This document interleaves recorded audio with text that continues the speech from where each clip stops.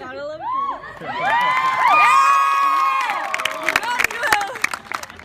So, I've never written a graduation speech before.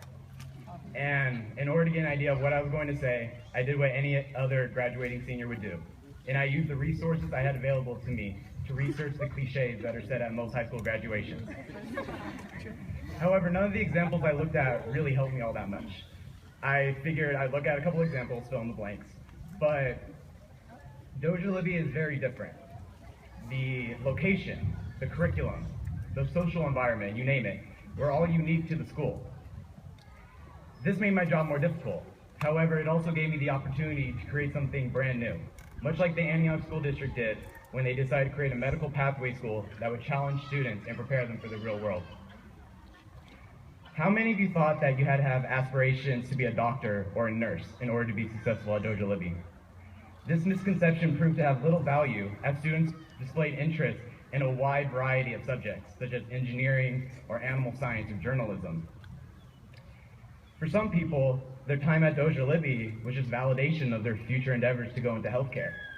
For others, they realized that this wasn't the course of study for them, and that's okay.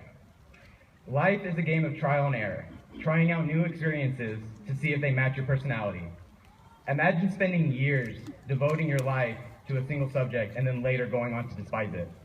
It is much better to dip your foot into many ponds before deciding where you want to swim for the rest of your life. At one point or another, we all doubted ourselves in our abilities to persevere through a rigorous and intricate curriculum. We asked ourselves, why are we so young learning such advanced subject matter? Isn't that what college is for? Yes, but an athlete wouldn't walk into a game without ever having practiced their skills either. So why should education be any different? We have the luxury of walking into a college classroom and already possessing the very skills that are going to be taught. We get to skip this transitional period because for us, it's just another day at school.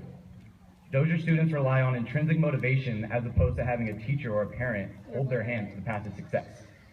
And as time went on, more and more students became self-motivating academic superstars. As I look into the audience right now, I do not see a single person who did not change for the better. As we were taught in AP Psychology, intelligence cannot simply be measured by the grade somebody gets in a class. Each person has different strengths in different areas, and when it mattered most, we came together to share our strengths to create incredible research projects. Do you guys remember being a freshman and senior defense was 3 years away? Yeah. Isn't it nice now that it was 3 weeks ago? Woo!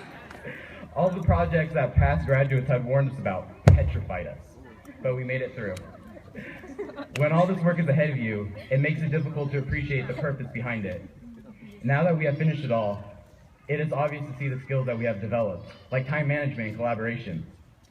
Put the medical part of the name of the school aside. The teachers made us college ready.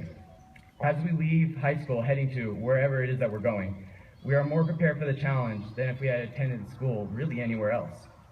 And whether you're heading to a 4-year, to a 2-year, to the armed forces, or directly to work, Doja Libby has had an effect on you. We all have the same curriculum, however, we are all on our different paths. And as our very own Dr. Cynthia Soroka would say, life is inexplicably intertwined, and who knows where those paths will lead. Thank you.